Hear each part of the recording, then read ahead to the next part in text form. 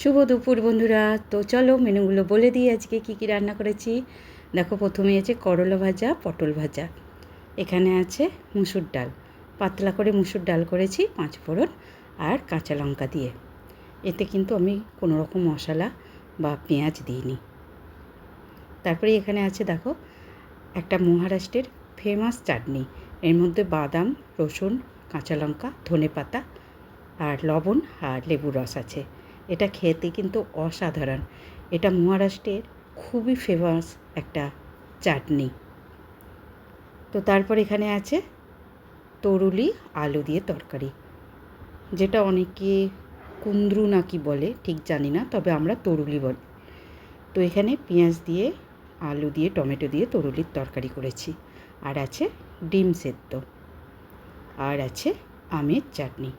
তো এই হচ্ছে আজকের মেনু। তো এগুলো তো খেতে ভাত চাই, তাই ভাতটাও দেখিয়ে দিলাম। তো এখানে আছে দেখো ভাত। তো চলো, টাটা।